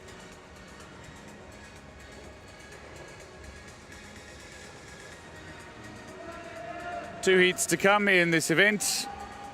And going in the first of the heats is Rebecca Redfern of Great Britain. Toshpulatova will go as well. Carlotta Gili, she might not have the quickest qualifying time, but tell me she's not in the form of her life. She's swimming 6 events at these games, and in 5 of them she has been on the podium. Amilova's record, standing from Rio, the Paralympic record, and indeed from her Asian Games swim. There is Carlotta Gili, 2 golds, 2 silvers, and a bronze for the Italian. And she'll face off with Toshpulatova, who goes on her inside in 3, and Rebecca Redfern of Great Britain going in 4 in this first heat.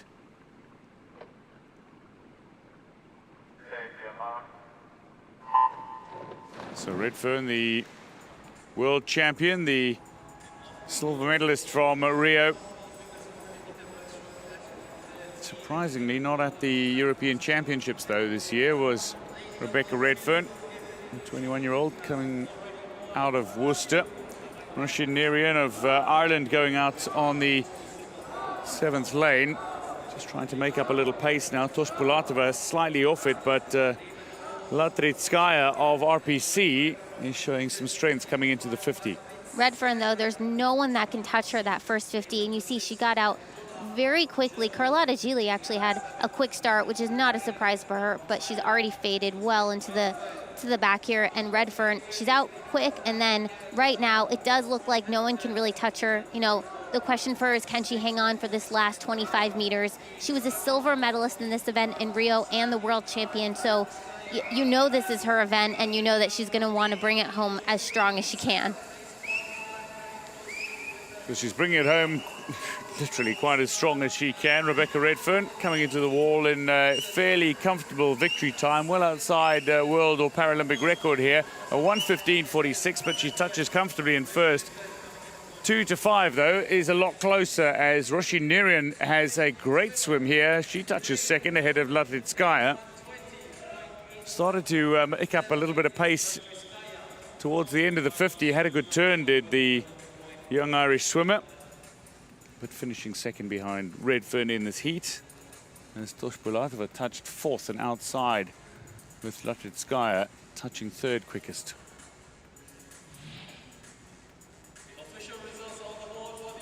Redfern, though, she was out this first 50, and she was already, by the time she went into this turn, so far ahead of the rest of the field. And Nirian, what a swim for her.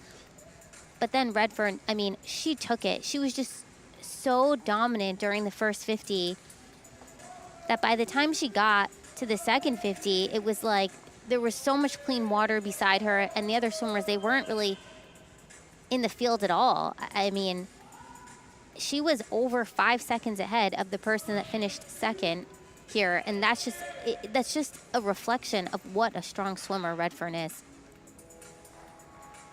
There is Nirian making her way from the pool deck. The results from Heat 1, Rebecca Redfern, the world champion, 1:15.46 as she finished ahead of Ireland's Roshi Nirian in second. Maria Latritskaya third ahead of Toshbulatova.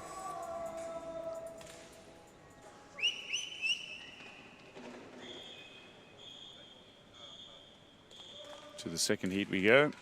Going in one, South Africa's Alani Ferreira. Very outspoken voice of swimming, but has yet to medal at the Games.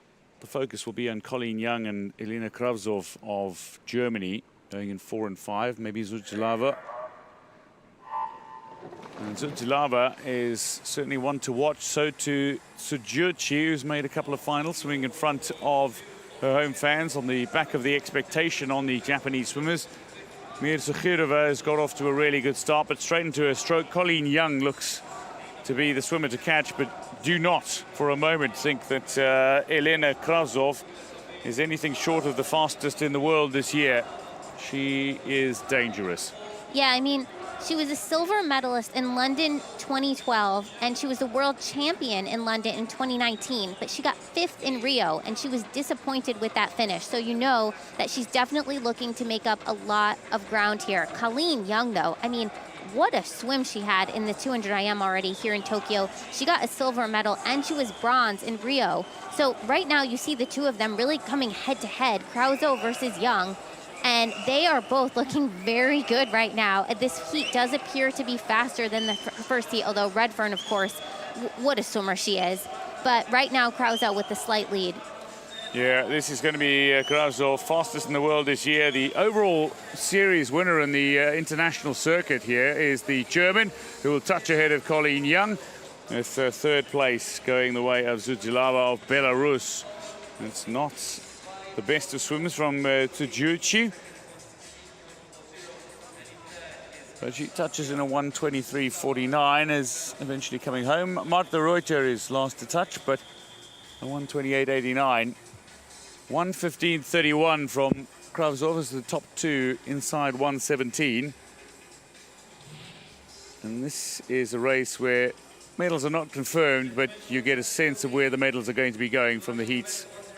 Yeah, I mean, Krause here is really the one to beat the German swimmers in this breaststroke for the SB13. I mean, very dominant. Colleen Young, though, what a first 50 she had. I mean, she really hung in there with Krause, but then Krause at the end, that's where she really came on strong. She's got that very long stroke, and what she did was she just reached for the wall there just ahead of Colleen Young, and she went in 1:15.31, so she'll go in with the fastest seed time for tonight's final, and she'll be in that lane 4. So Kravtsov 1:15.31 as she goes fastest into the final. Young ahead of Zutilava, Tsujuchi finishing 4th fastest overall. Ferreira 6th in 1:25.01.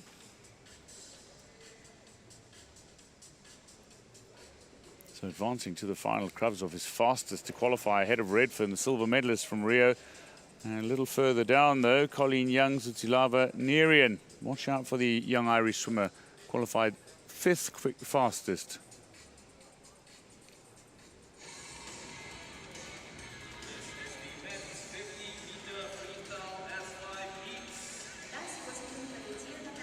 To the men's 50-meter freestyle S5 heats.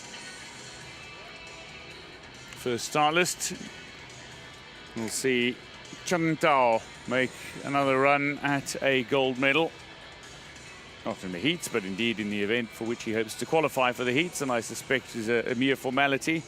Even when he's subpar or swimming below his best, he is quick enough to make it into finals. Antonio Fantin is the world record holder, but Daniel Diaz is the Paralympic record holder, and Diaz will go in the second heat. A host of Spaniards who will contest. Wang Liqiao and Zheng Tao go alongside one another for People's Republic of China. That's Zheng Tao. Twice previously, the men's 100-meter backstroke champion at the Paralympic Games. At these events, he has won the 50 fly, the 50 backstroke, and now he hopes to win the 50 freestyle as well after helping China to the 4x50 freestyle relay victory.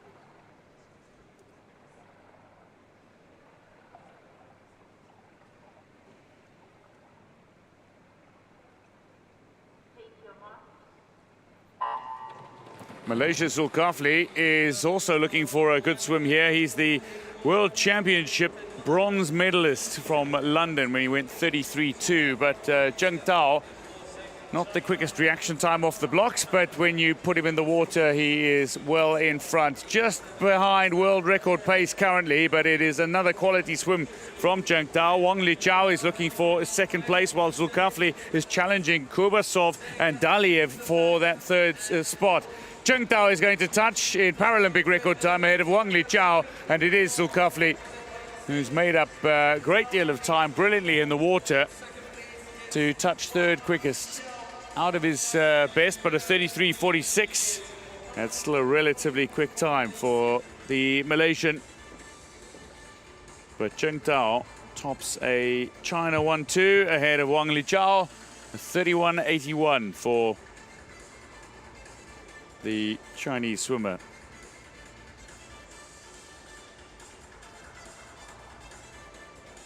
How dominant a display was that from Zheng Tao, Paralympic record, as he claims victory in the first heat of 2.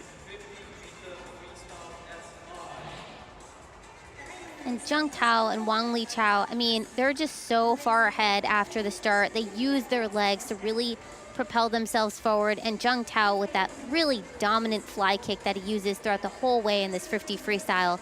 Sometimes Zheng Tao, and here's Wang Liqiao also with that very strong kick, but sometimes Zheng Tao, he doesn't go all out during the preliminary swim. We saw him do that in the 50 backstroke the other day. So if he already went 31.81 and broke the Paralympic record, you have to wonder what he has in store for finals.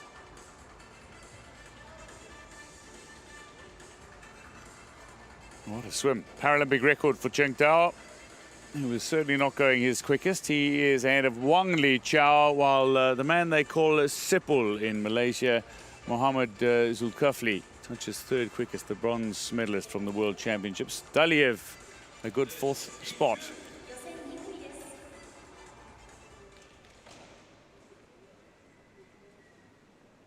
On to heat 2. Daniel Diaz goes in lane 5. But you will undoubtedly be watching Yuan Wei. Daniel Diaz, he was the Paralympic record holder until Zheng Tao took to the pool a moment ago. There is Yuan Wei, a 21-year-old, twice a medalist here, bronze in the 50 fly. He missed medal in the 100 free, but he did win relay gold as well for China. Diaz, 3 bronze medals. And Bucciardo, not in his favorite event, but Bucciardo has picked up a couple of gold medals already, and indeed he won the 100-meter freestyle, but here it is the Chinese swimmers who are dominating, and indeed Yuan Weiyi is leading the way over Yaroslav Semenenko, with Daniel Diaz coming in third and looking to close fastest on the Ukrainian. It's not going to be in world record time here is Yuan Weiyi, but he is going to take the victory in this second heat as Diaz picks up real pace to the wall, and it's in Paralympic record time. So Bucciardo touches third behind Diaz, and Zheng Tao is standing watching, and maybe another chance for China lockout of the podium places. 1, 2, 3. Yuan Weiyi, Paralympic record 31.30, takes 16/10 of a second off Zheng Tao's time. Diaz closing fast, but Yuan Weiyi, great swim. Here you see Daniel Diaz really flying off the block, but he cannot match that opening speed of Yuan Weiyi, who uses his legs. He employs a fly kick, even though it's the 50-meter freestyle. And you actually see Bucciardo in that blue cap trying to come up. Bucciardo 100 freestyle, but he cannot keep up with the kick during this 50 of the Chinese swimmers, especially Yuan Weiyi. So it's going to be a very close matchup tonight between Yuan and Zheng Tao in this 50 freestyle. And don't, of course, count out Wang Liqiao, who's also got that very strong kick. Well, if Zheng Tao is having a good day, there's very little contest. But Yuan Weiyi, again, perennial contender. He finishes ahead of Daniel Diaz in Paralympic record time, with Francesco Bucciardo a solid third place finish for the Italian. Advancing to the final, China have the opportunity to lock up an all PRC podium. Yuan Weiyi, Paralympic record over Zheng Tao, who set a Paralympic record himself in the first heat. Daniel Diaz, Wang Liqiao, Zulkifli will be seeking a medal.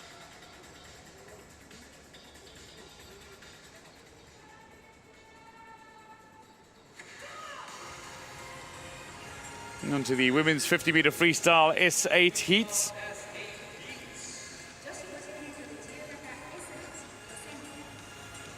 Two heats to come. And Tupou Naoufi, already a gold medalist at these games. The 20-year-old New Zealander will be hoping to push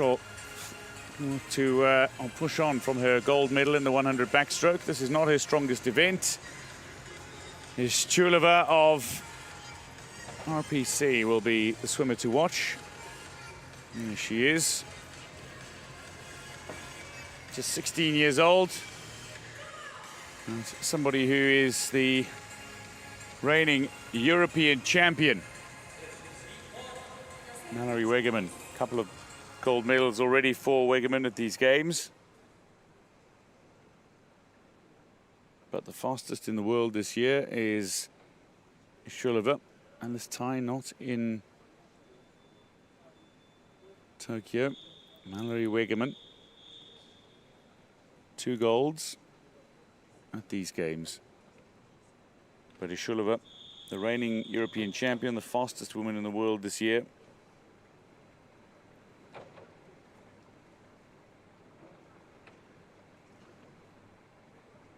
Naoufi, a gold medalist at these games.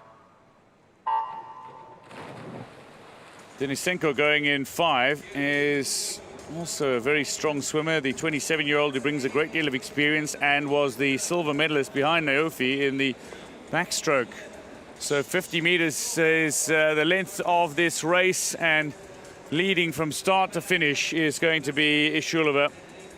She is just stroking away brilliantly. Naoufi hoping to pick up a little bit of pace in the closing stages. Might touch second here as she finishes just ahead of her fast closing Mallory Wegerman, but Shulova was imperious in that swim. A 30.35. Should mention that Wegerman had Palian here are S7 swimmers who are swimming up in the S8 class.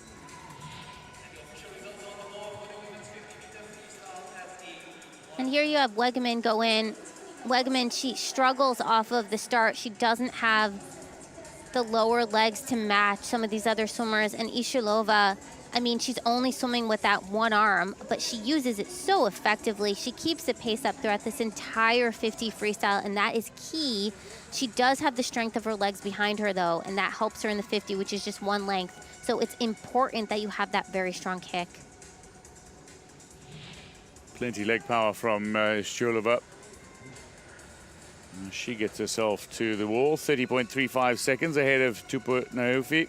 Mallory Wegeman, the S7 swimmer, touches third quickest overall. Katerina Denisenko, a subpar performance from her, well off her time at 32.88.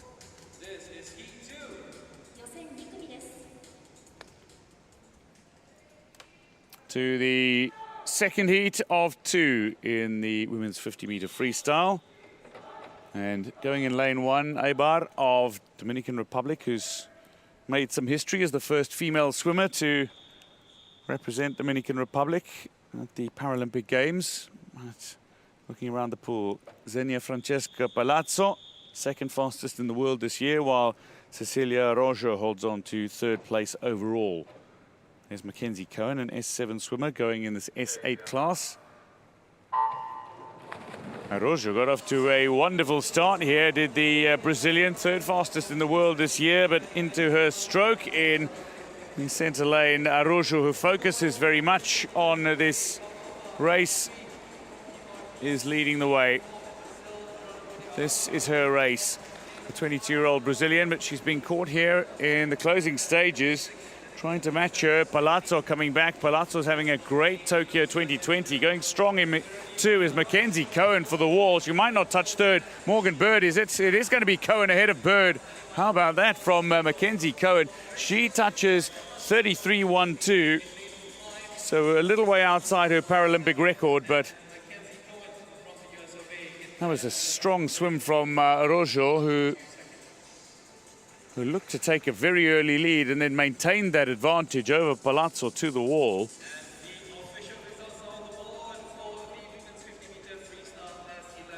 Mackenzie Cohen, S7 swimmer, finishing third quickest overall. And you see the Brazilian go out very strong right off the blocks. As you mentioned, she did have that early lead, and then Palazzo was trying to catch her this entire time, but she just kind of ran out of room. And you even see Mackenzie Cohen starting to creep up at the end, even though she's an S7 swimmer. And the reason that the S7s are swimming with the S8s here is some of the events were collapsed to make room for some of the new events that were added to the Tokyo Paralympic program. There is the Brazilian in front as Palazzo makes her way from the pool. Cecilia Geronimo de Araujo finishing quickest, 31.40 seconds for the 2017 world champion. She will qualify in a prime lane for the final. Quickest though is Ishulova, a 30.35. She looked really solid in her swim. Palazzo was closing fast on de Araujo, but Tupu Naofi, Mallory Wegeman might be fancying some medals there. Mallory Wegeman, though, will be looking at breaking her own world record in the S7 classification rather perhaps than going for the medals all out. Morgan Bird for Canada sneaks into the final.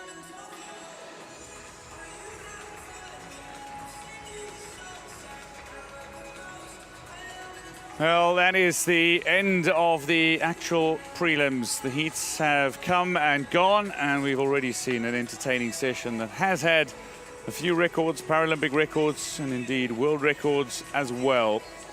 Under the watchful eye of Mascot Someti, faithful to the cause. But man, I'm looking forward to the breaststrokes in the SB13 classifications. Talisa Engel broke the first world record of the day in the pool.